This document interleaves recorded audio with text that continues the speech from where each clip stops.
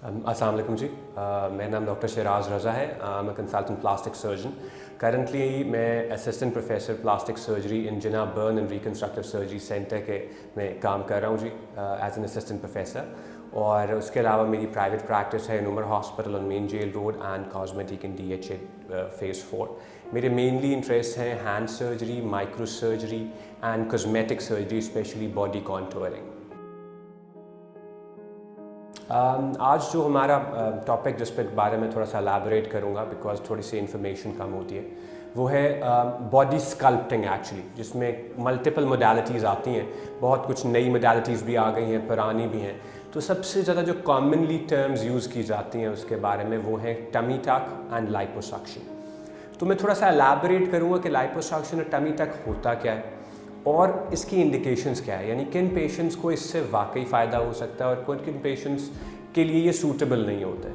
थोड़ा सा हम टच डाउन करेंगे जो नई मोडालिटीज़ आई हैं मार्केट में, काफ़ी ज़्यादा इन वोग हैं, लोग people are spending a lot of money on them. हम देखेंगे वो कितनी इफेक्टिव हैं, उनकी भी सूटेबिलिटी वगैरह के बारे में बात करेंगे।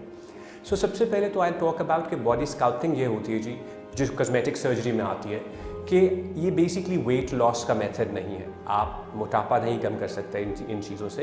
ये एक्चुअली आपकी फ़िज़ीक को और आपकी फ़िगर को शेप देने के प्रोसीजर्स हैं। यानी अगर आपकी डाइट प्लान ठीक है और रेगुलर है, आपका जो है वर्कआउट प्लान, एक्सरसाइज प्लान, वो सब कुछ मेड आउट है, न्यूट्रिशन आपकी प्रॉपर है, डिस्पाइट ऑफ दैट अगर आपके बॉडी के कुछ पार्ट्स जो हैं वो इन शेप नहीं होते, जिस तरह एडवांसिंग एज में इवन बोथ बंदों और औरतों में, एंड इस तरह after pregnancy women have this problem के स्किन सैगी हो जाती है, कुछ जगहों पे फैट बढ़ जाती है, या कुछ लोगों को मारूसी तौर पे कंजेनिटली कुछ जगहों पे फैट्स ज़्यादा होती हैं, जैसे बटक्स, थाइज कुछ लोगों के हैवी होते हैं, टमी लाइकस के नीचे वाला पार्ट जो होता है वो बैगी हो जाता है, ड्रेसिंग में आपको प्रॉब्लम होती है, आप टाइटर क्लोथ्स पहनते हैं तो वो फ्लैबी नज़र आता है। तो इनको ट्रीट करने के लिए ये मोडालिटीज़ यूज़ होती हैं। सो लाइपोसक्शन जैसे नाम मेंशन करता है कि लाइपो मीन्स फैट और सक्शन मीन्स सक्शन, यानी सक्शन की असिस्टेंस से हम आपकी बॉडी से फ़ैट निकाल देते हैं। यानी एक ख़ास जगह जैसे कि थाइज़ हो सकती हैं, बटक्स हो सकती हैं, टमी हो सकती है, बैक हो सकती है, इवन समटाइम्स नेक हो सकती हैं। इन जगहों से हम वेरी स्मॉल होल्स के ज़रिए अल्ट्रासाउंड असिस्टेड या बग़ैर उसके सक्शन के ज़रिए फ़ैट को रिमूव कर देते हैं। लार्ज चंक्स बल्क्स होते हैं और फिर स्किन जो है वो अपने आप को रिट्रैक्ट कर लेती है। और टमी टक जो होता है इसको एब्डोमिनोप्लास्टी भी कहते हैं, यानी एब्डोमेन यानी टमी को एक शेप देने के लिए यूज़ होता है। तो जिन लोगों में फैट तो ज़्यादा होती है और स्किन भी ज़्यादा होती है और ढिलकी भी होती है, एप्रॉन्स बन जाते हैं sometimes specially after massive weight loss, उन लोगों में टमी टक की जाती है कि टमी को शेप दी जाती है। सिर्फ स्किन को एक्सरसाइज नहीं किया जाता, स्किन फैट को एक्सरसाइज करते हैं और मसल्स के ज़रिए टमी को शेप दे देते हैं। तो different between liposuction and tummy is, उसमें सिर्फ फैट निकाली जाती है और स्किन अपनी शेप ले लेती है, और टमी टक में स्किन भी निकाली जाती है और आप खुद वो सारी शेप दे देते हैं। लेकिन आई रिपीट कि ये वेट लॉस का ट्रीटमेंट प्लान नहीं है, ये बॉडी को शेप या कॉन्टूर देने का प्लान है। तो हम चलते हैं आगे कि इसी तरह के कॉन्टूरिंग जो है उसके लिए अगेन लाइपोसक्शन या टमी टक के लिए क्या प्रेपरेशंस होती हैं। प्रेपरेशंस ये होती हैं कि जिस तरह किसी भी प्रोसीजर के लिए प्रेपरेशन होती है, there is a mental preparation, there is a physical preparation. Mental preparation ज़्यादा इंपॉर्टेंट होती है। जो इंपॉर्टेंट चीज़ समझने वाली है कि पेशेंट को ये अंडरस्टैंड होना ज़रूरी होता है कि वो एक सूटेबल कैंडिडेट है कि नहीं, यानी patient selection is most important. Patient अक्सर बहुत इंसिस्ट करते हैं कि नहीं डॉक्टर साहब आप कर दें लाइपोसक्शन। तो आप खुद अंदाज़ा कर सकते हैं एक पर्सन का वेट अगर मोर देन 100 kg है या इवन 120 kg है, उसमें से अगर मैं लाइपोसक्शन जो कि safe limit is around 4 to 6 litres वो निकाल भी देता हूँ, तो 3 to 4 kg का लॉस उसको क्या फ़ायदा देगा? कोई फ़ायदा नहीं देगा। जस्ट जो है ये वेस्टेज ऑफ मनी है, वेस्टेज ऑफ रिसोर्सेज है। एंड डॉक्टर्स को भी ये मैल प्रैक्टिस अवॉइड करनी चाहिए कि लाइपोसक्शन के प्रॉपर कैंडिडेट्स को ही लाइपोसक्शन ऑफर करनी चाहिए। सो मेंटल प्रेपरेशन इसके पेशेंट को अंडरस्टैंड करना चाहिए कि उसके लिए प्रॉपर प्रोसीजर क्या है। सो मेरा बड़ा सिंपल सा उसका वर्कअप है कि हम हर पेशेंट को पहले तो मेडिकल फिटनेस देखते हैं, क्योंकि कॉस्मेटिक सर्जरी सिर्फ और सिर्फ फिट लोगों को ऑफर करनी चाहिए। फिट से मुराद ये है कि जो फिजिकली टोटली फिट हैं, कोई कोमॉर्बिडिटीज़ नहीं है, और कोमॉर्बिडिटीज़ यानी शुगर, ब्लड प्रेशर या हार्ट डिजीज़ है भी, still they have a right to look good, but वो सब कुछ बड़ा सूटेबल होना चाहिए, बड़ा कंट्रोल होना चाहिए। ये नहीं कि पेशेंट अनस्टेबल है, ब्लड प्रेशर कंट्रोल नहीं है, ब्लीडिंग डिसऑर्डर्स हैं, और कोई बीमारी लिवर की या कोई और ऑर्गन उसका अफेक्टेड है और आप उसको कॉस्मेटिक सर्जरी ऑफर कर लें। तो सबसे पहले वर्कअप होता है कि पेशेंट की फिटनेस देखी जाती है, हार्ट की फिटनेस, किडनीज की फिटनेस, लिवर की फिटनेस, और ओवरऑल भी उनकी एनेस्थीसिया के लिए फिटनेस भी देखी जाती है। फिर मैं सबसे पहले जो बात रिपीट करूँगा कि पेशेंट फिटनेस देखता हूँ सिलेक्शन। मेरा बड़ा सिंपल प्रिंसिपल है कि जो मेरी बॉडी मास इंडेक्स देख लेता हूँ। बॉडी मास इंडेक्स होता क्या है? That is the weight of the person in kgs divided by height in meter square. ये होता है बॉडी मास इंडेक्स। तो आप पर्सन की हाइट और उसका वेट मेजर करके उसको बॉडी मास इंडेक्स कर देते हैं। नॉर्मल बॉडी मास इंडेक्स जो है वो अराउंड 20 होता है। Most of us are above 20। So 20 to 25 means overweight. हम सब ओवरवेट्स हैं कि हम थोड़ा सा हायर होता है हमारा, we don't have the lean body mass जो जितना हमारा परफेक्ट होना चाहिए। इन लोगों में भी ये नहीं है कि straight away go for liposuction या टमी टक। यू सी कि इनमें से किन लोगों में कुछ खास डिपॉजिट्स हैं, टमी, आर्म्स, थाइज, बटक्स, कुछ ऐसे डिपॉजिट्स हैं, तो आइडियल ट्रीटमेंट इज लाइपोसक्शन। यानी आप लाइपोसक्शन करें and the person will get into shape. The purpose is not to lose wait.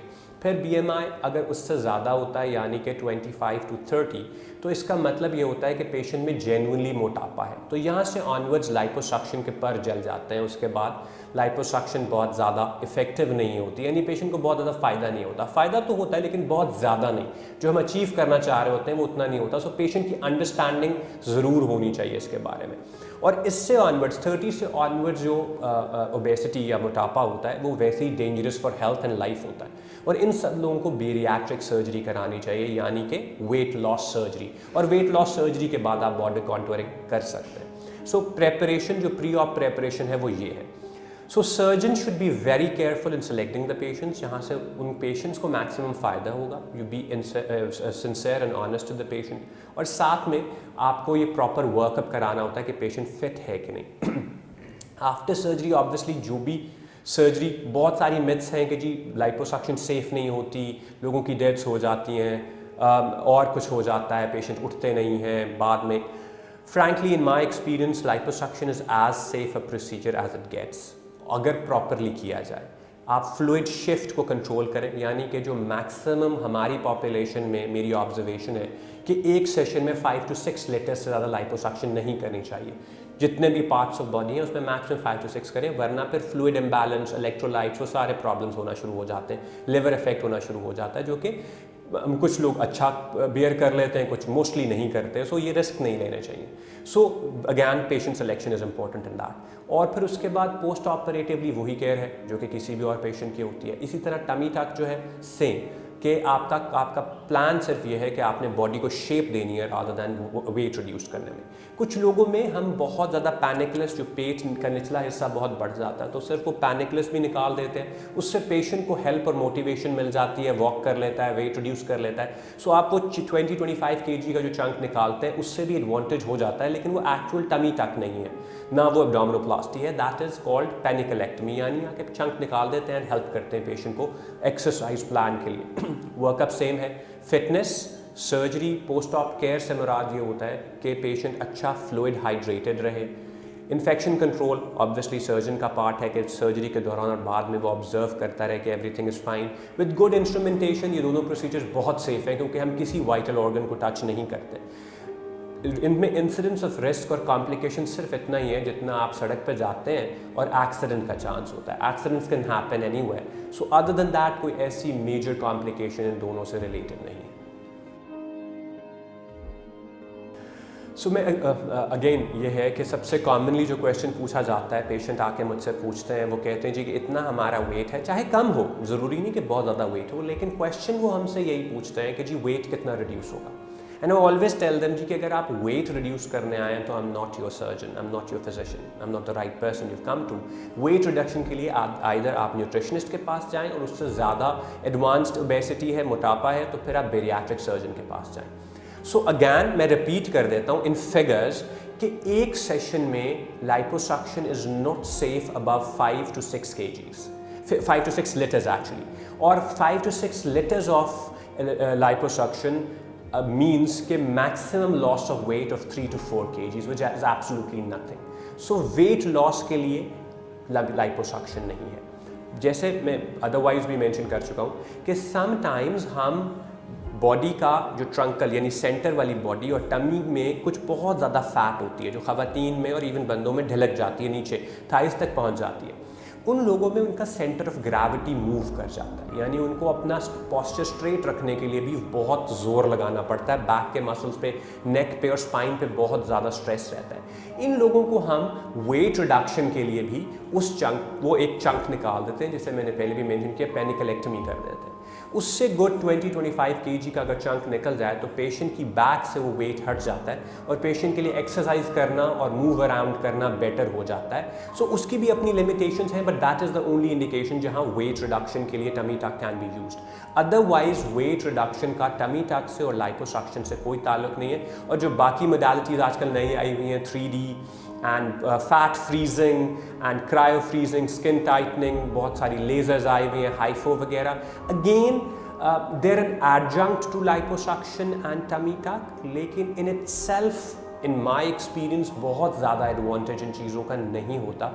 Maximum 1 inch का डिफरेंस ये चीज़ें कर सकती हैं combined together, but not more than that, और वो भी शेप में.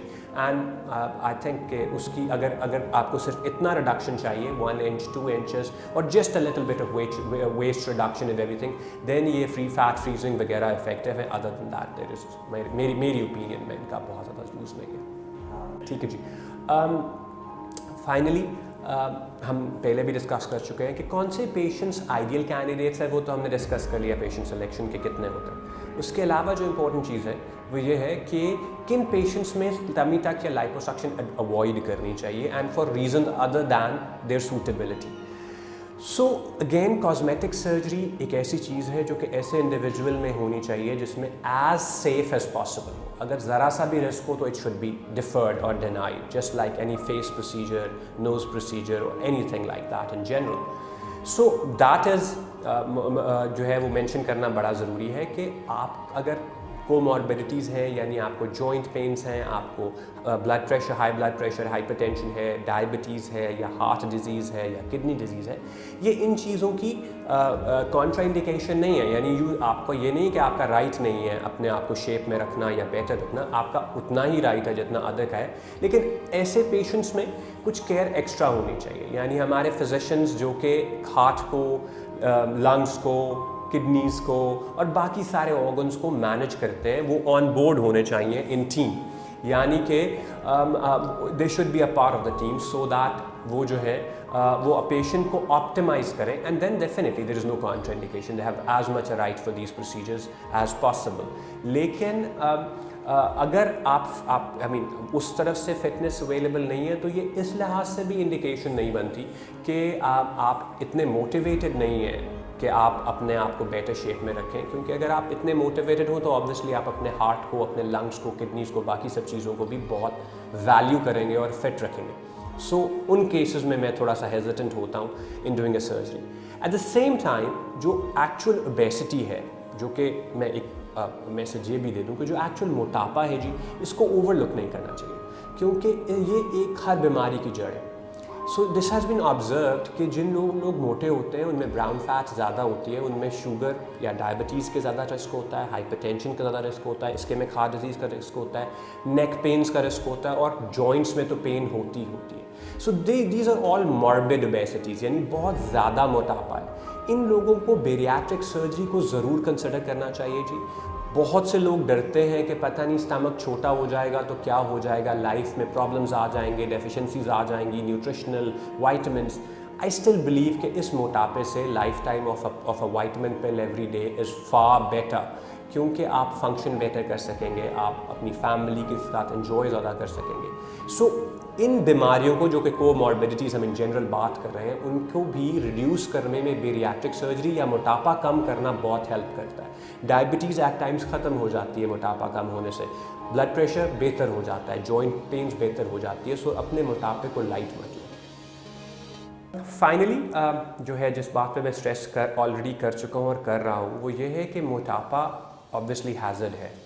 ठीक है, जेनेटिकली भी कुछ लोग प्रीडिस्पोज होते हैं, लेकिन हम अपनी सोसाइटी में देखें, वेस्ट में पहले ही था और हमारी सोसाइटी में भी आई थिंक ओवरवेट होना एंड ओबेसिटी बढ़ती चली जा रही है। More and more people are overweight. हालांकि ज़्यादा से ज़्यादा लोग जिम भी जा रहे हैं, फिटनेस भी वो बड़े पर्टिकुलर हो गए हैं लोग, लेकिन सिर्फ मोटापा बढ़ रहा है। इसी तरह और कुछ प्रॉब्लम्स जो ख़वातीन में देखे जाते हैं, लाइक मिलाजमा, फेस पे जो मिलाजमा हो जाता है, डार्क पिगमेंटेशन हो जाती है, देन हेयर आना। I have an observation about it जी, and there is research about it as well, कि हम लोगों ने जो अपने पैटर्न्स ऑफ लाइफ चेंज कर लिए हैं, we've become night creatures। हम रात को सोते नहीं हैं, सुबह को सोते हैं। अल्लाह मियाँ ने और हमारी बॉडी का एनाटमी ऐसी है, बायोकेमिस्ट्री ऐसी है कि कुछ हार्मोन्स और न्यूरोट्रांसमीटर्स मॉर्निंग में ज़्यादा होते हैं। In fact most of them are, क्योंकि अल्लाह ने जो दिन है वो काम करने के लिए बनाया, जागने के लिए बनाया, हम उसको यूटिलाइज़ नहीं कर पाते because we are sleeping in the day. हम लेट उठते हैं एंड देन रात को लेट सोते हैं जो, और उस वक्त हमारे न्यूरोट्रांसमीटर्स, हार्मोन्स जो होते हैं वो एक्चुअली डिक्लाइन होने चाहिए, लेकिन हमारी ब्रेन एक्टिविटी की वजह से हम मोबाइल्स देखते रहते हैं, पढ़ते रहते हैं कि probably we will sleep with them, तो अच्छी नींद शायद आएगी, तो वो ब्रेन एक्टिविटी तेज़ रहती है और हम पीसफुल स्लीप नहीं ले पाते। So if I can just give one message that would be कि अगर आप ये सब चीज़ें बेटर करना चाहते हैं, यानी your weight, your general physical condition, your skin quality and everything, तो single most important thing is good sleep, and good sleep at right time, not during day. So आप रात को early to bed, early to rise, good diet, and I think this problem is solvable just by this. And I'll finish my discussion on this obesity and liposuction and tummy tuck by saying कि आपको कुछ भी issue हो तो आप concern doctor को ज़रूर search करें और आप ज़रूर एक्सपर्ट के पास जाएं। बहुत सारी मिथ्स हैं इन सोसाइटी जिनको सुन के हम बहुत सारे टोटके करते हैं, सब कुछ करते हैं, ज़रूर करें, we are not stopping from you from doing that, लेकिन कंसर्न फिजिशियन या कंसर्न स्पेशलिस्ट इसी चीज़ का एक्सपर्ट है। अपनी नॉलेज और एक्सपर्टीज़ के मुताबिक he can probably guide you better और बहुत सारी कॉम्प्लिकेशन से आप बच सकते हैं। Thank you so much.